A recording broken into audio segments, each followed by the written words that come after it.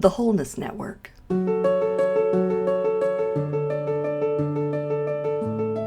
Awaken to the reality of wholeness.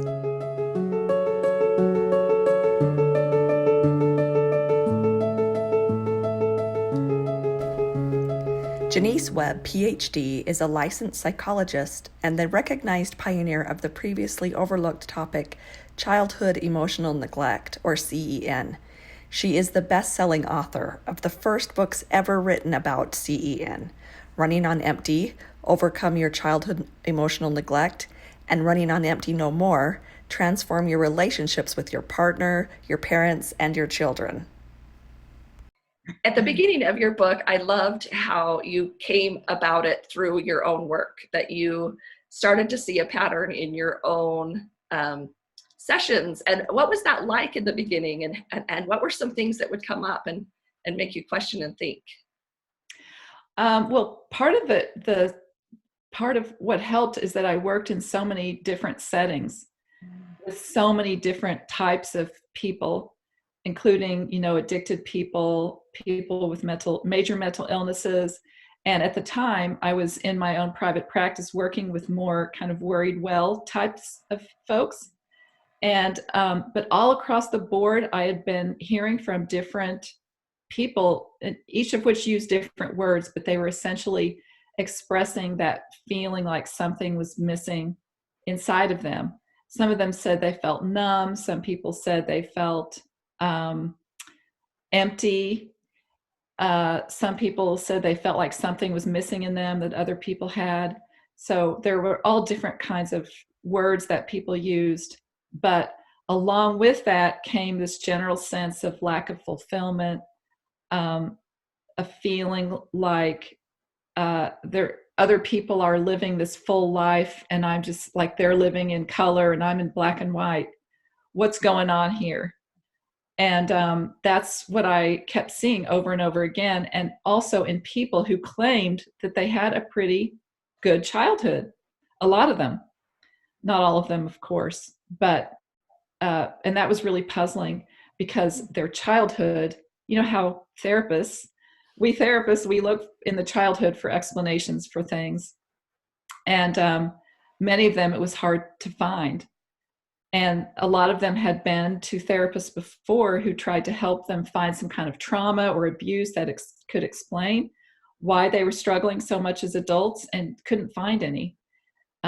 So that was when I started to think maybe the issue is not something that happened to them when they were growing up, but something that failed to happen for them when they were growing up. Mm. And that was having their emotions seen and heard and validated. And what I was realizing was you can grow up in the most materially comfortable, loving household, but if your parents avoid or fail to notice or don't validate your feelings, it will leave a mark on you. And I just realized it was childhood emotional neglect. And then I realized I have to bring this to the attention of people because it's so important. Mm-hmm. You referenced maybe for a little bit in there is, in the 50s and 60s, the still face experiment, is that related to, is that the kind of thing that we're talking about, the still face? And if you want to explain that a little bit, I'll let you do that. But is that kind of a huge, like, visual experiment about what this really means to not have that emotional, reaction and comfort from a parent? Great question. And yes and no is the answer. And so what the still faced, it was this big experiment that has been replicated a few different times. And what they do is they show, there's a video on YouTube that I usually share whenever I do presentations. And in the video, a mother is playing with a toddler, really involved, really connected, and the toddler's laughing and they're just, connecting the way a parent-child should. And then the mother turns away from the child for just a minute and turns back with a very blank face and sits in front of the child with a very blank face. and you watch the infant, it's actually heartbreaking. It is. Especially for people who grew up with too much of this, which is childhood emotional neglect. You watch the child literally fall apart trying to desperately get the mother to show some response. And she's not looking mean. She's not looking angry. She's just blank. And this throws the child into great distress to the point that eventually they start crying and tantruming. So what those videos show is how impactful it is when a child has emotional attunement and how impactful it is when it's withdrawn. The reason I said yes and no instead of just yes is because that child had it and then it was like abruptly, very obviously withdrawn. But the people who are the most greatly affected by childhood emotional neglect are the ones who grow up in households where that kind of attunement is so rare or watered down that they virtually never get the really rich interaction. Or if they do, it's very intermittent and unpredictable. So that there's just this constant lack of emotional connection and attunement and joy in the family. And you can't remember that. You can't remember what didn't happen and what wasn't there. And that's what gives it so much of its power over our adult lives. Right. I think it's so important for people to understand this. What would you say is the relationship between the mind and the thoughts and your feelings? How would you describe those things in this reference with emotional neglect? How does that work in the mind of one that doesn't know their feelings? Mm-hmm. It's my point of view, and this is never, I guess you can't really prove how all of this interacts. There's a lot of research coming from a lot of different directions on that. Right. But generally, our feelings are the most basic part of who we are.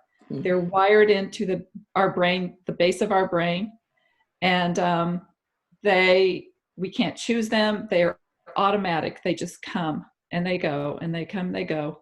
We don't get to choose what we feel. So they are the most biologically personal expression of who we are. And it's what we do with those feelings that determines who we become. So we're all going to get feelings. There's no stopping it. We can stop ourselves from experimenting them, which we'll probably talk about in a minute. But from experiencing them is what I meant to say. Yeah. But we can't stop ourselves from having them because they're so wired in. It's like trying to stop the sun from coming up. It's just going to. But then we're all responsible for our feelings because our feelings can make us do things we shouldn't do, or they can stop us from doing things that we should do. And so we're all responsible for taking a hold of those feelings, being aware of them, managing them. And they're incredibly useful. So we can use our feelings if we know what to do with them and if we're aware of them. And that all involves the mind and the brain. It's a combination of mindfulness, being aware of what's going on in your body at any given time, being able to name that and be aware of, figure out why this feeling is coming right now. What does it mean? And what is my body telling me by sending me this feeling, and what can I do with it that will make me a better person? Mm-hmm. So feelings are very enriching, but they can also take you astray if you let them. I gave a talk last year, and I talked about, I came across this documentary on President Garfield and how he was assassinated, and how at the time, the germ theory was not accepted in science. It had been 50 years, of back and forth, but we can see it, we don't know what it is. And so it hadn't been an accepted theory, but very few people were starting to really understand the idea of washing hands, right? That became a new thing. And so in the end, when he was shot and killed and they probed, and, the doctor used to, the more aware you had on your tools and instruments, the better and more experienced you were. So they did not want shiny, clean, new instruments. And so they would use these instruments to probe into this gunshot wound, and after a few months, he died. They opened him up. He was full of infection, and it really made an impact on the way that medicine looked at the germ theory. And I related that to our emotions now. The emotions have kind of just been something they're just over here, and my point was saying we need a process, a simple process like washing our hands, to look at these emotions and these feelings, because they are affecting us in much the same way as germs are. And isn't it fitting at this time that we're talking about a virus yes, that's really caused everybody to do that? But that just spoke to me. So I just, when I'm listening to this talk about that in the documentary, I was just glued, because I saw how we were repeating that pattern with emotions. And I get that, like you said, I get that it's not, some entity we can look at under a microscope, and they couldn't either. Maybe someday we will. That'd be great, wouldn't it? Yeah, really would. But the idea that the effect it has on us is so great that we have to find a process to really, and I don't know exactly, it was almost a call for something, but it's like, we've got to pay attention to this part of who we are. This emotional part of who we are affects the other parts, our physical body, and our mental body, as far as how we think about the world, and our spiritual body, which I consider, our connection with other people, and with, this connection we have. The emotions are just so under like looked at, and not made to be important. And I even gave the idea, I said, when a little child falls down and gets hurt and they cry, they have an emotion about it. I said, I don't know if the pain of falling down is less as we're an adult. The physical pain is less. However, we have decided we've got to calm ourselves down and not have an emotion about it. I mean, it's that rampant in just everyday life, let alone somebody that's been emotionally neglected. So I could see how it would be easy for a parent to emotionally neglect with some of these messages that we're, that we just accept as true, that, you don't cry. I mean, a woman would never cry in a business sense, don't have an emotion, there's all these kind of underlying rules that we have, that I don't know if maybe we need to rethink about that. I don't have the answer, but I just know that emotion is key. And so I loved, but talking about that, Can I just say one thing in response to what you just yes, please. said? Yeah. It was so important. Just that society really has viewed emotions as a sign of weakness, and especially men have not been allowed to show the full range of emotions, and I think are taught to really suppress themselves, but women as well. And the thing that gets really lost there is how incredibly useful our feelings are. They are what connect us, they're what drives us, they're what motivates us, directs us, guides us. If we know how to use our emotions, we have an incredible tool for life, versus how society really has painted them for years as a sign of something to hide and a sign of weakness. I agree. And in the front of, I think it's even in the introduction of your book, I think I think here at home we have probably sent this quote to a number of people to just, this is it. This is the quote of the century. But many fine, high-functioning, capable people secretly feel unfulfilled or disconnected.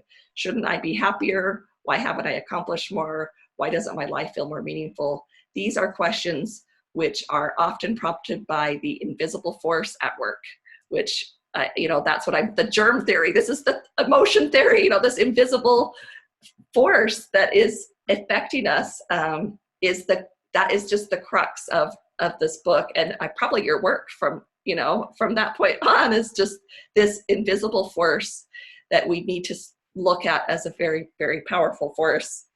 And you talked about earlier that that this is that our emotions are the deepest part of who we are. And I loved on page, I think it was 120, feelings are the most basic part of who we are. more than our thoughts. They're a physiological, I loved that, a physiological part of our body. Mm-hmm. And, of course that speaks to me. Like the fingernails and knees, our emotions cannot be erased and will not be denied any more than we can deny our hunger or thirst, our elbows or our earlobes,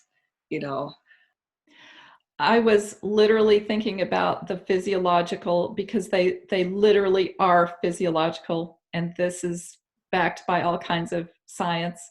They're wired into, we know what the neurons are that help us feel emotions, and we know what the neurochemicals are.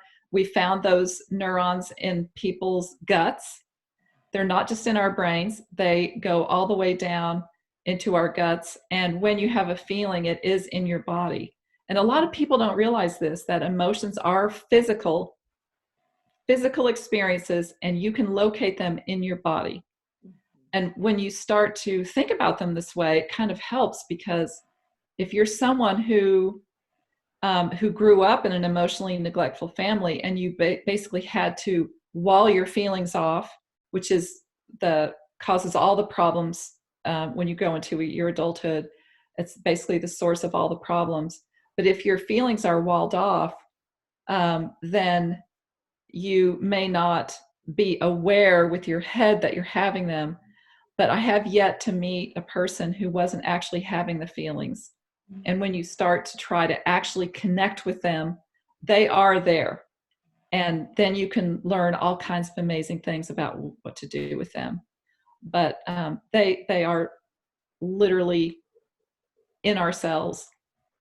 Like the sensations, they give a sensation in the body. Is that how you would describe it? I mean, when you feel it like physically, like a sensation. Yes. Yes. Yes. And in fact, this, the name, I named both of my books Running on Empty, Running on Empty and Running on Empty No More. And the reason I use the word empty is because empty is one of the primary feelings that people who grew up emotionally neglected end up feeling. And emptiness, I've heard it described by so many different people. Some people feel it in their belly. Some people feel it in their chest. Some people feel it in their throat. Some people, it can be anywhere in your body, but it's just this feeling that something's missing that is supposed to be there. So everybody's different in where they might feel a feeling, but they still are physical, still in your body. A while back, I had lost some weight. And so I started people wanting me to help them lose weight, Mm-hmm. And I realized one day I was sitting there in bed going, how come I can't just give this recipe to someone else and they not, that recipe does not work for them, And it was a crazy idea. But just the idea that we look at the physical and the only thing we treat is the physical, the physical body in weight loss. But what if it was in another part of this? What if those existed? And I don't know how physical that is, but so I really started to understand that physical sensations, the communicator, the body, to me, the physical body, I call it the communicator for these other parts of who we are in the sensations. And we numb off that communicator so often that no wonder why we're not getting the messages, and how important it is to connect in with those physical sensations and learn for yourself what those physical sensations mean. Because like you say, they're different for different people. But such a learning experience to learn to listen and talk to your own body. Absolutely, yes. People who grow up with emotional neglect and wall off their feelings really they can end up making all sorts of decisions that are not the best decisions for themselves, choosing the wrong career, marrying the wrong person, choosing the wrong place to go live, and then finding themselves, wait, what am I doing here? Wait, what am I doing with this person? What am I doing in this career? Mm-hmm. And if they had been raised in a household that was paying attention to their feelings and teaching them that their feelings mattered, that they were valuable, that they were important, and how to manage them, they would have been much more connected to their inner selves and much better able to make good decisions for themselves. Because, just think about if you choose to do something and you get this happy feeling from it, it tells you to do more of that. If you do choose something and it feels uncomfortable or weird, it's your body saying, don't do this, don't go that way. So those are really valuable messages for helping us all get to where, to live our best authentic life. For sure. So yeah, the emotions are the body's way of communicating with us, you say, in Running on Empty, and driving us to do things. People who were emotionally neglected were trained to try and erase, deny, push, underground, and in some cases be ashamed of their invaluable built-in system. Emotions can do a variety of things. And so when those emotions get pushed down, you talk about the different ways that they show up. So instead of reading the list, what are the ways that what happens when these emotions go down? What does that look like to the person? How do they feel? So emotions never actually go away. They just go underground and they sit there and they wait for something in your current life to touch them off. So if something happens, if you lose a parent, for example, as a child, and no one grieves with you and acknowledges your grief enough and works with you enough on recovering from that grief, you'll end up having to just wall it off in order to get by. And so you wall it off, but then as an adult, anything that might threaten, that might feel like it's a threat that you're going to lose something, or if you do lose something or someone, you might be very easily set off to a deep feeling of grief, even by much smaller losses as an adult, because that deep pool of repressed, walled off grief is still sitting there, and it's just waiting for something to touch it off. So if your repressed feeling is anger, for example, you might be prone to eruptions, or you might be completely incapable of feeling anger at all. And that's not good either, because we need our anger. It tells us to protect ourselves, right? Or you might be completely incapable of feeling sadness because you've got your grief so walled off that you can't feel these feelings. Doesn't mean they're not there. It just means they're walled off. Mm-hmm. Some people get physical illness. There has been research on how repressed feelings affect our health, causing heart problems, blood pressure, backaches, headaches, neck aches, all kinds of different problems that it can cause. I really feel like a lot of people who end up in addictions are driven there by their combination of their walled off feelings and the emptiness that they experience as adults. Without a doubt. One of the genius I loved about this book too is that I loved the way you came up with the scenario of speaking of someone who did receive the emotional support and then going into all these different scenarios in contrast to that, so it made it so easy to recognize where things hit you as you're listening, where, that kind of showed up. I can recognize where that showed up, where I could see that in my life. And you were so good at being respectful and kind toward the parents to recognize that they were doing what they needed to do or what they could do, and in such a respectful way. I think that was really, really helps the adult to accept the information in just a little bit easier way. How did you come up with the different ways of that their emotional neglect happens? That was so thorough, I thought. Really, it just came from the hundreds of people that I've talked with about emotional neglect and the different experiences that I've heard, childhood stories of how people's parents dealt with certain situations or didn't deal with them. It just kind of paints a picture of there are so many different kinds of families that this happens in, and so many different ways that it can happen. It can be loving parents. It can be parents who are really struggling and working several jobs trying to put food on the table. It could be a parent who's depressed, a parent who's grieving themselves. And but none of those are a sentence for emotionally neglecting a child. it really, I think the biggest ingredient is a parent who grew up without their own emotions validated when they were a child. I call that the well-meaning but neglected themselves parent, or the WMBNT for short, because it takes so long to say it. But I think the world is filled with these parents who are just lovely people, yet they don't know what they're feeling when they're feeling it, because they weren't taught that as a child. They have a blind spot to emotions, and so they can't see their children's emotions either.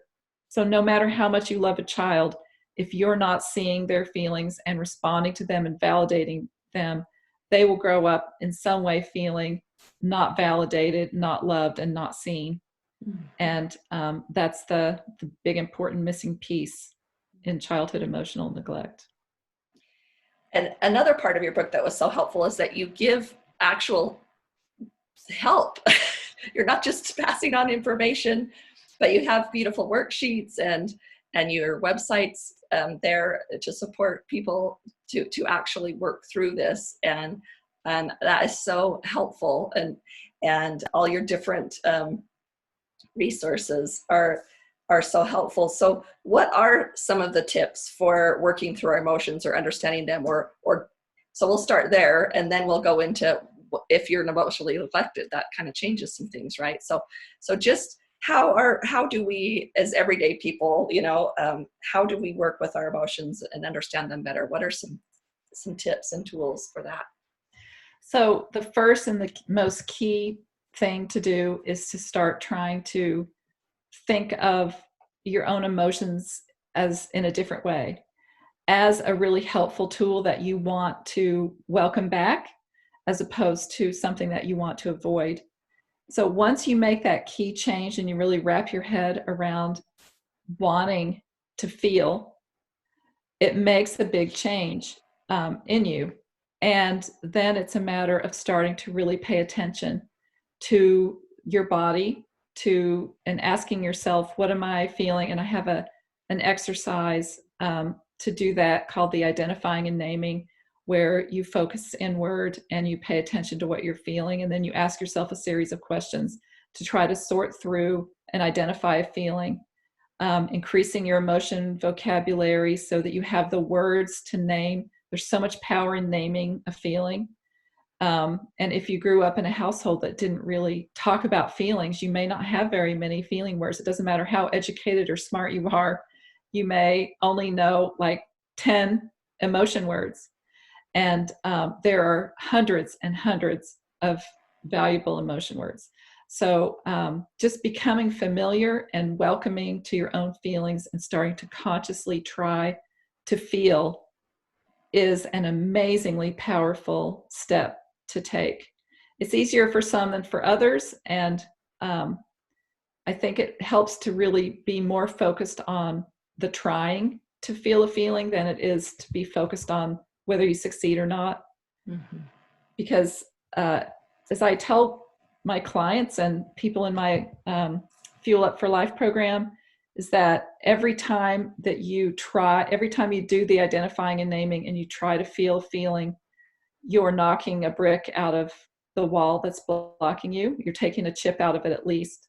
And so you may not feel something, but that's okay. You just took a chip out of the wall, and you just have to keep chipping through. Mm-hmm. And eventually you'll start feeling something. Mm-hmm. And the people who don't give up are the ones who really, end up having success with this. And so you mentioned are you seeing clients individually anymore, or are you working in groups? How can people get help from you besides your wonderful book, which is so well done? So I do see some clients, but not that many. And I only do before the pandemic. I only saw people in my office, and I'm going to continue that afterwards too. I don't want to, go into online work. So that is why I created the online program, is so that people could go through the steps of CEN recovery with my help and with the support of a community of people who are going through it with them. and take these steps of getting in touch with their feelings and learning what to do with those feelings on their own time, wherever they're located. Mm-hmm. Some people whose own feelings are walled off are extremely attentive to other people's and responsive to other people's. And that's because they're so walled off to themselves that they're literally living for other people. They're really unaware of themselves and their own needs and their own feelings and what they want, because they're so out of touch. They're so walled off inside. But with other people, they are right there trying to help everybody get everything they want because they're so tuned in to everyone else's needs and wants and feelings. And then there are also people who are very out of tune with themselves because they have this wall, but that wall blocks them from being able to, just because they never learned the emotion skills, what to do with feelings, how to name them, how to recognize them. They can't see them in others either. And so most people everyone seems to be one or the other of those. There's not a whole lot in between. Interesting. Emotionally neglected. Wow, interesting. Well, I think that you will be seen as a pioneer in emotions. I think you will be, I see it so much like the germ theory, you know, that eventually in a hopefully not too long, that this idea of emotions, how important emotions are and in our lives, I hope that we can find that becomes a new understanding of how we even work with children, how we work with each other in business, how we work, you know, with each other, that emotions, those feelings, you know, become something that we look at and think of as so important. And I think that it is so great to have someone to call it out and name it. Something you're naming the unnameable. And that I can sense in reading and listening to the book, I have both, that was a kind of a leap of faith for you to name something that was not quite there. And so I have such gratitude for you and really commend you for speaking out on something that was unspoken of before. And I even loved how you called it, it's the invisible force. You let it be what it really was. And I really think it will, I think it would spark, I think every American should read this book just to help them recognize how important that it is that we have these conversations about our emotions and that we know what they are and that we pay attention to the way our emotion affects us differently than maybe someone else. And then you've got a new book, your latest book. Actually, it's about dealing with childhood emotional neglect in your relationships with your parents and your spouse and your children. So it's it's divided into 3 sections, and it's all about how to deal with your parents once you realize they emotionally neglected you, because it kind of changes everything. Yes. And then the second part is how to enrich and deepen your marriage using starting to use your emotions in a different way in that relationship. And then the third is how to make sure you don't pass childhood emotional neglect down to your kids, because unless you consciously make sure you don't, it will happen. Yeah.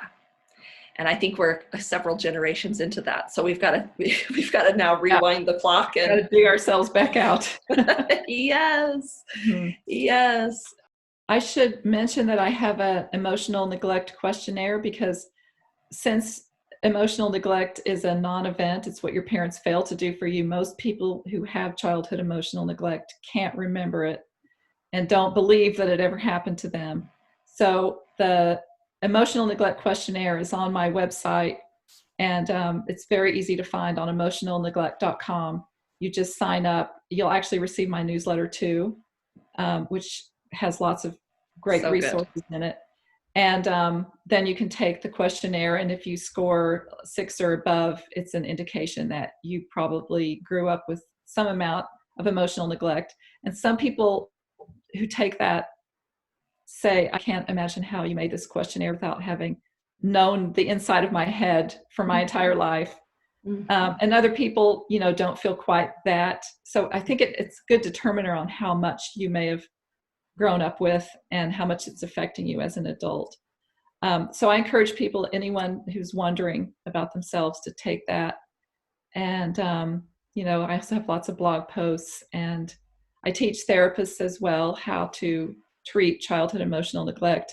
And there's a list on my website of therapists who are trained. So if anyone's listening and wants to find a therapist to help them, take a look at that on my website too. Oh, good. That's what I was just going to ask next. I'm like, what do they do next? So that's a great resource for people to, and now that we're so used to telehealth, maybe they don't need to be right in your backyard. Maybe we could maybe you can actually get to one of these therapists if they're not close to you, which would be fantastic. Because I think it takes a special therapist to be delicate with these emotionally neglected adults. I think there's so much compassion that needs to be taken care of, especially like you say, if they've moved into any kind of addiction, that takes a whole different way of working with them. Would you agree? Yes. I mean, addiction is kind of a special case for sure, but being aware of emotional neglect from childhood and being able to teach the emotion skills is a key part of recovery for sure. Well, I appreciate you being and taking your time with me today. I was so excited. I couldn't hardly sleep last night. I was so excited for today. So sweet. Because I'm telling you, that you are a pioneer. You're going to be one of the remembered when it finally comes out that emotion plays such an important role in our experience, and that it's something that we should have been paying attention to all along. I think we're right on the cusp of that, and your work is instrumental in helping the ones that have no reference to even begin, because those of us that have a reference, we haven't been taught either. We've been nurtured, but we haven't been taught how to take care of our emotions or what they mean, or, did you feel that right there? That's what that means. We're left to figure it out on our own. And I wonder why. I question that, and everybody's different. I get that, but I think it's time that we bring some education into our feelings and emotions kind of to the forefront. I think it could lead to the other parts of our lives being a little, I think that, like you say, they're such a messenger for us. It would really help to know where to go to school or what job to take. It helps in these kind of decisions. It's a big deal. Mm-hmm. It's a big deal. So thank you so much for make childhood emotional neglect a household term, just like everyone knows what child abuse is. Yeah. I want everyone to know what childhood emotional neglect is. And I think when that happens, the world will be different. I agree. And any way that the Wholeness Network could help you do that, we would love that. So we will spread your message however you would like to, because I agree 100%. Thank you so much for being brave enough to speak it, to call the unknown into existence so that we can begin to look at it and appreciate it. It's just a hard subject to study because it's a non-event. And how do you do research on a non-event? There have been some people in various parts of the world using the emotional neglect questionnaire in their research. And there was a big study done at Duke University on how neglect affects the brains of children once they grow into adolescence. So there's definitely some more things happening when it comes to emotional neglect. Good.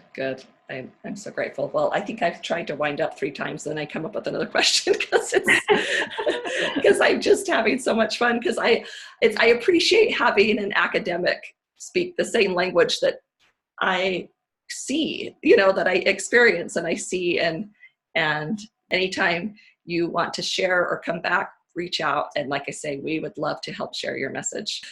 Okay. Well, thank you so much. I appreciate your support very, very much. I really do. It was really fun talking with you today.